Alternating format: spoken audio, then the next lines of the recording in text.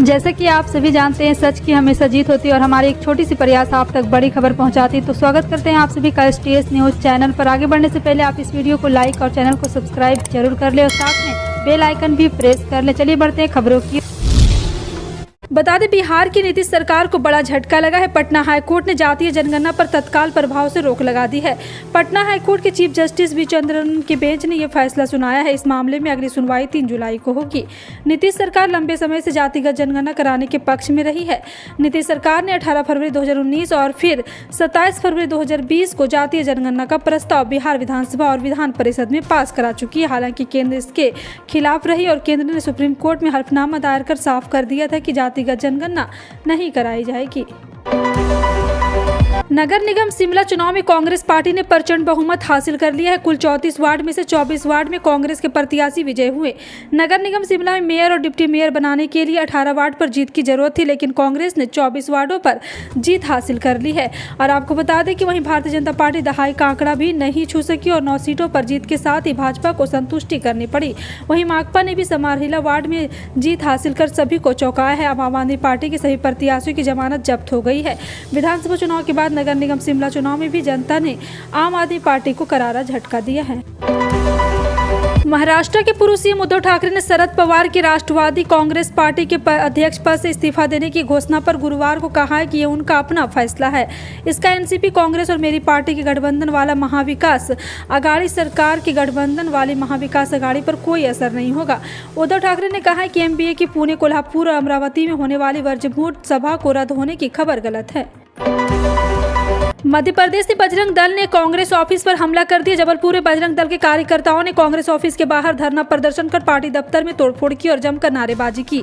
बजरंग दल कार्यकर्ताओं का यह विरोध प्रदर्शन कर्नाटक चुनाव में कांग्रेस की घोषणा पत्र में बजरंग दल पर बैन लगाने के बाद किया गया। कांग्रेस के वादे के बाद बजरंग दल समेत हिंदूवादी संगठन ने इसका विरोध शुरू कर दिया। देश के अलग अलग हिस्सों में बजरंग दल के कार्यकर्ता कांग्रेस के खिलाफ विरोध प्रदर्शन कर रहे। बजरंग दल कांग्रेस से माफी मांगने की भी मांग कर रहा है।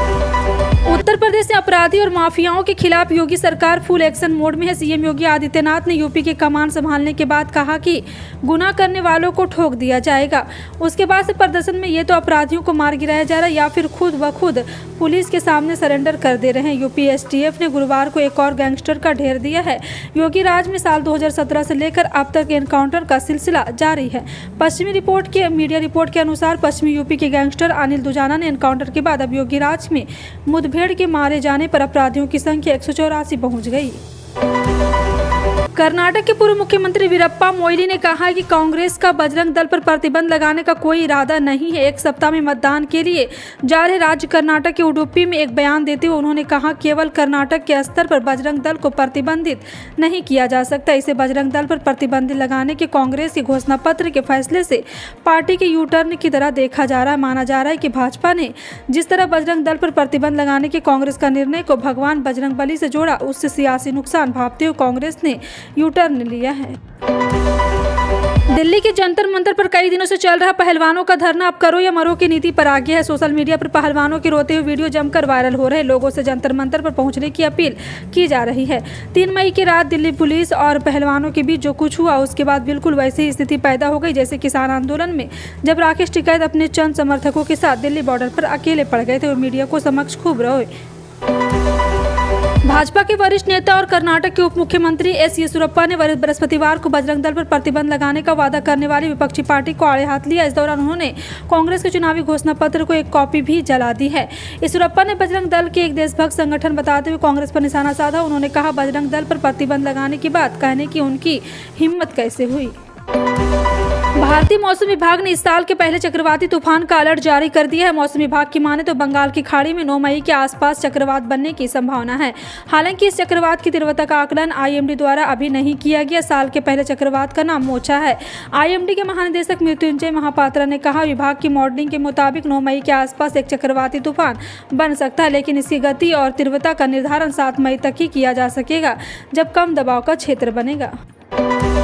एसटीएफ ने पश्चिमी उत्तर प्रदेश के कुख्यात गैंगस्टर अनिल दुजाना को एनकाउंटर में ढेर कर दिया है। एसटीएफ ने अनिल दुजाना को मेरठ में आज दोपहर जाने थाना क्षेत्र के भोला की झाल में एनकाउंटर में मारा गया। अनिल दुजाना उर्फ अनिल नागर पर हत्या, लूट, अपहरण सहित कई संगीन मामलों में मुकदमे दर्ज थे। एसटीएफ और यूपी पुलिस पिछले कई दिनों से अनिल दुजाना की तलाश में थी।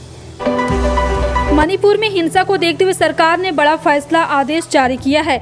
जानकारी के मुताबिक पुलिस को उपद्रवियों को देखते ही गोली मारने का आदेश दिया गया और साथ ही आदिवासी और बहुसंख्यक मेती समुदाय के बीच हुए व्यापक दंगों को रोकने के लिए सेना और असम राइफल की 55 टुकड़ियों को तैनात कर दिया है। रक्षा मंत्रालय के प्रवक्ता ने कहा कि स्थिति को देखते हुए सेना के 14 बटालियन स्टैंड बाय पर रखा गया है। गुरुवार को दिल्ली एनसीआर इलाके में सुबह कोहरे की मोटी चादर हर तरफ दिखाई दी। आमतौर पर इस समय मई महीने में गर्मी तेजी से बढ़ती है, लेकिन 4 मई को दिल्ली में तापमान पिछले 40 साल में सबसे कम 15.8 डिग्री सेल्सियस रिकॉर्ड किया गया। यह 4 मई को अब तक की रिकॉर्ड न्यूनतम तापमान 15.1 डिग्री सेल्सियस थोड़ा ही अधिक था। दिल्ली एनसीआर इलाके में गुरुवार को सुबह लोग जब अपने घर से बाहर निकले तो हर तरफ फैले कोहरे ने उन्हें चौंका दिया।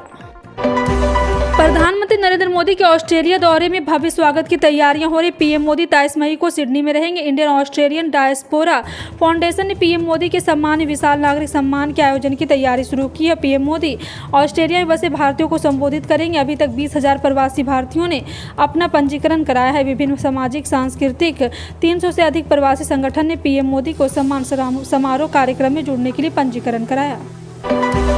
अब तक रूस यूक्रेन जंग में न्यूट्रल रोल प्ले करने वाले इजरायल ने यूक्रेन को एक स्पेशल मिसाइल डिफेंस सिस्टम देने का ऐलान किया है। इसमें 2 खास बातें हैं। पहले, आम यूक्रेनी नागरिक की जान बचाई जा सके क्योंकि इसे सिर्फ सिविलियन डिफेंस के लिए बनाया गया है। दूसरी, इसका एडवांस वर्जन इजरायल में तैनात किए पहले ही यूक्रेन को दिया जा रहा है। और इजरायल यूक्रेन के एम्बेसडर येवजेनी केनेरचुन ने मुताबिक क्यू में इसका Israeli missile defence system testing चल रही। गैस की तंगी से जूझ रही गो फास्ट एयरलाइन ने गुरुवार को 9 मई तक की अपनी सभी फ्लाइट सस्पेंड करने का ऐलान कर दिया। एयरलाइन ने 15 मई तक के फ्लाइट टिकट की बुकिंग भी रोक दी है। इससे पहले सोमवार को गो फास्ट ने 3, 4 और 5 मई के लिए फ्लाइट कैंसिल करने की बात कही थी। इससे यात्री भी परेशान हो रहे हैं। इधर director general of civil aviation और डीजीसीए ने सख्त रुख दिखाते हुए फ्लाइट कैंसिल होने के बाद पैसेंजर को उनका पैसा तुरंत लौटाने को कहा है।